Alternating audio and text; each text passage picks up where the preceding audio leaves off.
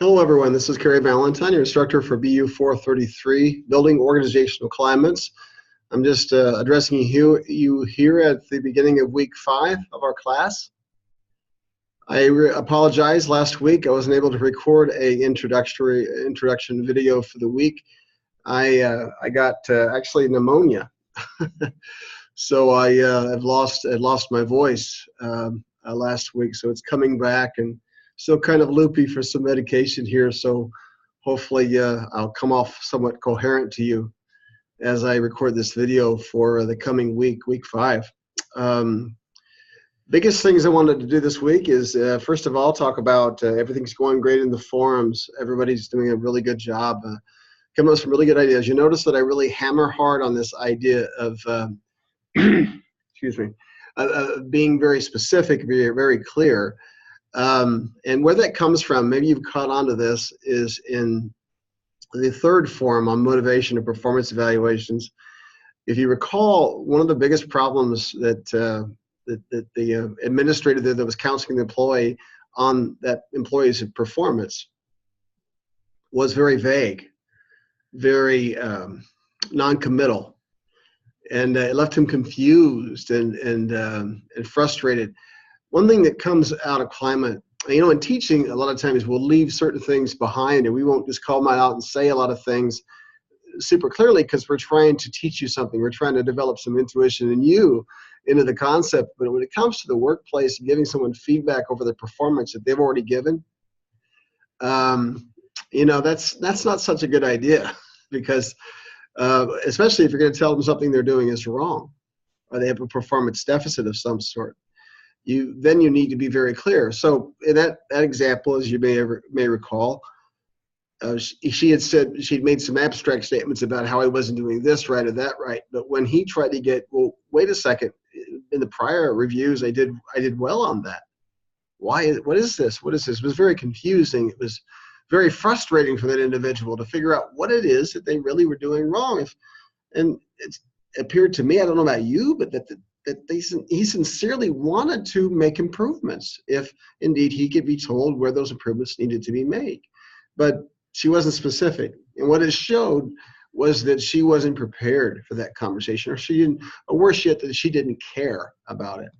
Well, that's the big attitude killer when it comes to climate, is when you're not specific about certain things you've seen. If you make a characterization about someone, you say, you did a really good job on that. And they ask you, what do you mean? What specific components did I do that was really good? Could you tell me what those are? And you can't answer the question. You've actually taken 2 steps backward. It's like you're just saying it to say it instead of really having some sort of a basis for it. So that's what I wanted to prepare you for. And that's going to be really big issue when we get to the final project paper for this class. So that's what my goal was, to prepare you for that. Now, moving on to week 5, this is going to be a discussion about unethical climates. I realize my career, I'm almost close to 34 years deep into my professional career, and I know about the Enron case. There might be some people here that don't really recall what Enron was or what the story was about that, but you'll read about it and actually see a video in Forum 5 about it a little bit, what was taking place there. But to precede that, Enron was an energy trading firm that approximately 20 years ago got into a big, huge, fraudulent, mark-to-market accounting is what it was called at one time, and just really abused things. Cost a lot of people a lot of money, a lot of jobs, a lot of pensions, just a fortune. It was a huge fraud, and that's what Enron is kind of about. So you'll get some background information in the forum. I won't give it all away. But I would say the biggest problem, the biggest company killer, organization killer, is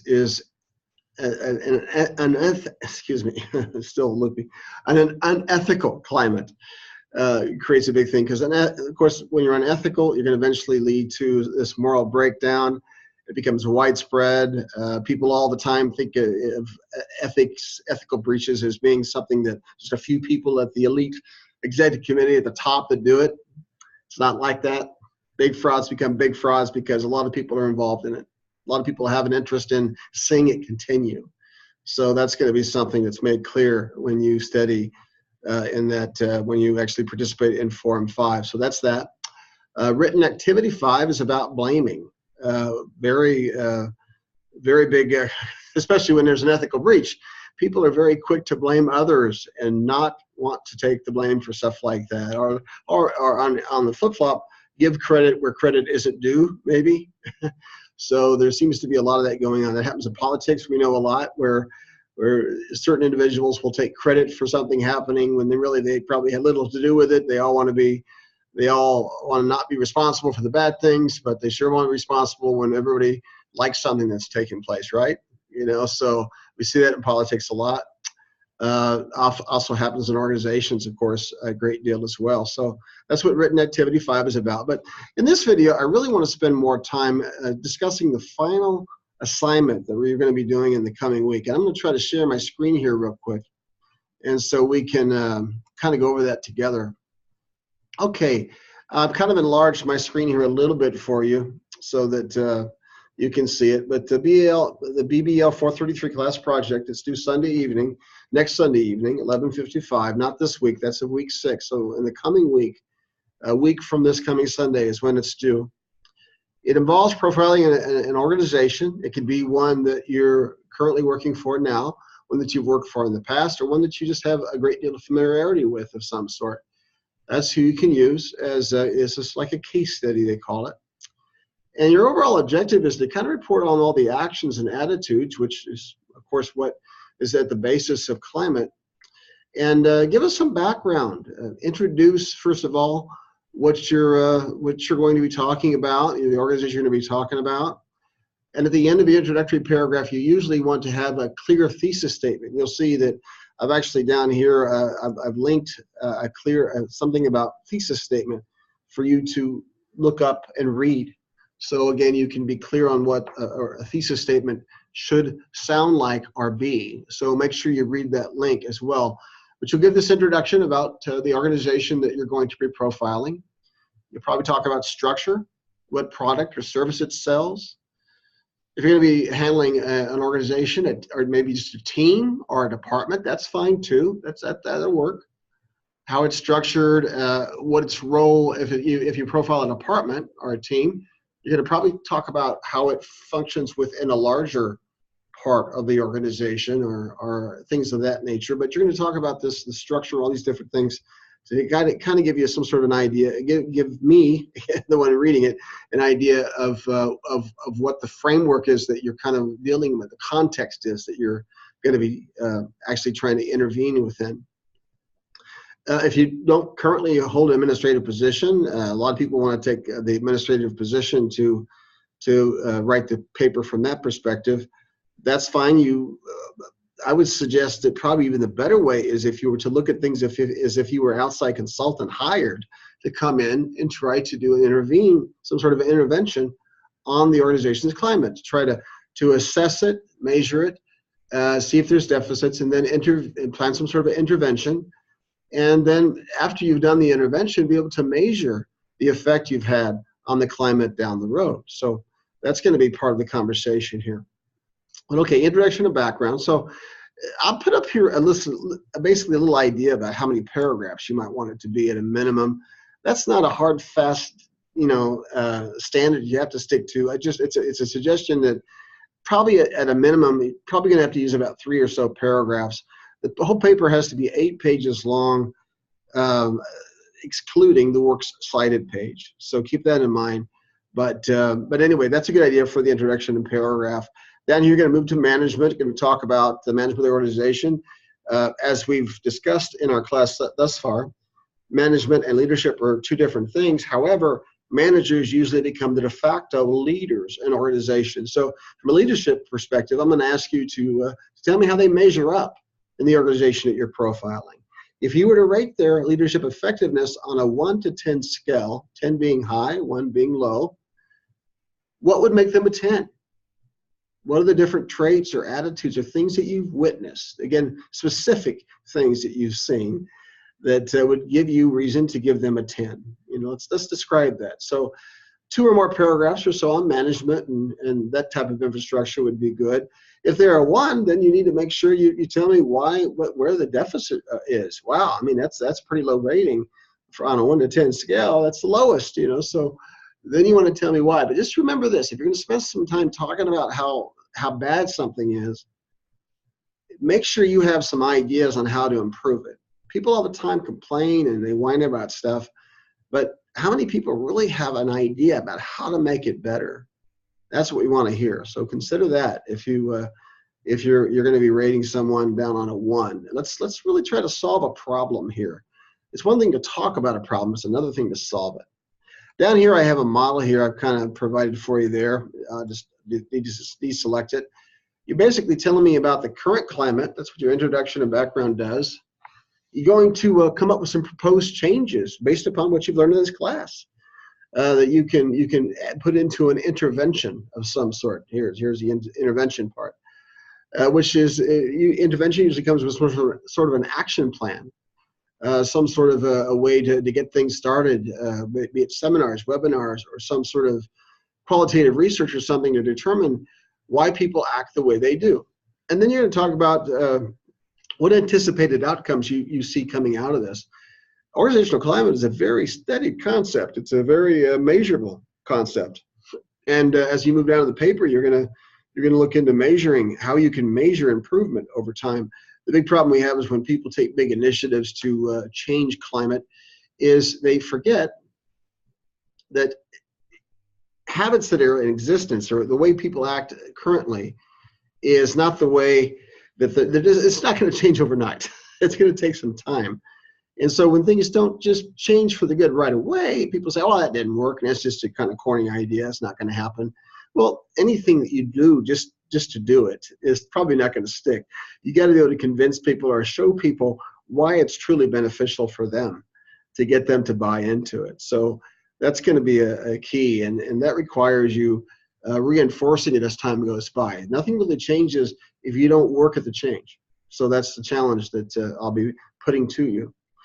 Speaking of challenges, down here you'll notice I talk about different challenges the organization or department you face might be dealing with that would make it extra hard for them to make certain changes. Of course, different pressures you can have. You can be environmental pressures and stressors that are happening all the time, regulation, industry standards, and things like that maybe make things seem easier to someone on the outside who doesn't know the industry. All those different things can be things that can constrain us or make it harder for us to make change. But the real thing about climate to remember is it's just about attitude, really. It's about behaviors and attitudes more than anything else. So who can't possibly work to change attitudes and ideas? I mean, some people are just super resistant to that kind of change. And so we see that all the time. But does that mean that they can't change? Or maybe more that they won't change? So keep that in mind when you're doing this assignment. Remember that leadership in the organizational climate context refers to simply how the boss acts and or behaves in the workplace. It's pretty much that simple. Leadership, again, is the most important determinant of organizational climate. But the key here is, how does that person behave? How do they act? And this is the same if you're just an existing team member at the time you're not working in an administrative position. What kind of attitude do you radiate to those around you in the workplace and everywhere else you go? That's really what climate's about. Behaviors that reflect an attitude that enhances the climate around you, and that's what our goal is. Down here, I'll talk about the action plan. 3 or more paragraphs to do the trick. If you're curious about what an action plan is, I've given you a link here, right here, so you can go ahead and check that out. An action plan generally comes with some clear steps, things that you will do, like some sort of a timeline. For those of you that worked in project management, there usually be some sort of a project tree or some sort of a setup of specific things that will be done in order to get a project moving. Same with organizational climate. You're trying to give specific milestones and things that you intend to get accomplished in a certain period of time. And how are you going to start that ball rolling to get things taking place? And how are you going to reinforce it when interest starts to wane, if possible, if that were to happen? So all those different things are things you have to consider when you're trying to move forward with something like this. And then down here, the next paragraph talks about measurement. 2 or more paragraphs usually will do the trick. Most people will take more than that probably, but what I've tried to do here is, again, as I think I've said before, I've had to change this class big time in the last 3 or 4 weeks. If most of you just haven't seen what has been going on in the background here, it's kept me pretty busy. I've changed things dramatically here to make sure that those that didn't have a textbook would be able to complete this class without needing that. In the way that the class was actually written, you required more use of the textbook in the latter weeks. So that's something that I've had to take out. So that did change things quite a bit in this class. So I hope it's been not too inconvenient for you, for those of you that either had a textbook or confusing for those individuals. But yet, then again, it was good for those individuals that didn't get a textbook. I tried to provide a lot of resources and different things and alter assignments so that everyone could be successful. So that's what my goal is. So I hope that that's what's been taking place. It looks like it has to me anyway. So appreciate all your efforts. But down here in the area of measurement, for those that don't have a textbook, I've provided what's called the Organizational Climate Questionnaire. A questionnaire, or what we call an instrument in social science research, is some sort of a survey that's been actually studied and tested for validity and reliability, which are kind of come from a research methodologist perspective. Statistically, we want to establish reliability and validity, meaning that just writing out a survey and saying that it measures what it does is not so simple in the social sciences. There's a lot of work that goes into the development of an instrument or a specific survey that measures things. I have linked you one that does just that here in the inside this particular assignment here under this heading of measurement. So please visit that, see what that is, and if you can find another one of your own, that's fine. For those of you that have a textbook, there's some there, but this is a pretty good one. This is a really good example of it. It has to come from a scholarly perspective somehow. Now, of course, people adapt this to maybe the context of the industry that they work in to some extent without changing its basic structure when it comes to reliability and validity. But for the most part, you want to find one that's scholarly, that truly measures the concept as the theoreticians wanted or anticipated it to be. There's a lot of research that's gone into organizational climate, and there's a reason there's a class here that you're taking on this particular thing. So keep that in mind. And the summary, a summary is at the end of your paper, is basically just a revisit to the first paragraph, the introduction. You basically kind of revisit some of the items you said you're going to talk about early on in the paper, kind of summarize what you've had to say about those different things, and you answer the thesis. This is what I said I was going to answer, and here's what this is the conclusion I've come to. And it answers the thesis in this way. And so that's the gist of it. I did put you a link down here at the bottom on how to write a summary, just in case, to give you some extra help. There's some additional assignment instructions. Understand that 3 scholarly sources on this paper are required. You can have more of than that, of course. You probably will. But 3 scholarly sources are required, so keep that in mind. It should be 8 pages, which is in addition to the works cited page. So keep that in mind as well. And there you go. That is the final assignment for this class. Please contact me if you need more help. Please do so. If you need help, do it now. Do it this week. There's a reason I'm introducing this, 2 weeks before it's due. I want to make sure that everyone can get started on it, or at least be looking at it. I did lighten the load in week 6 so that you would have more time to work on this paper. But if you need help or assistance, contact me this week, not then. If you do it then it's going to be probably too late. It's going to be hard for us to set up a phone call if necessary, or anyway, just don't want to crunch yourself down that tight if you had questions. So please let me know this week if you need assistance, and I'll be happy to help. I do phone appointments and Zoom conferences with people all the time. Those seem to be so much more efficient when it comes to helping somebody with a component of the paper they don't understand.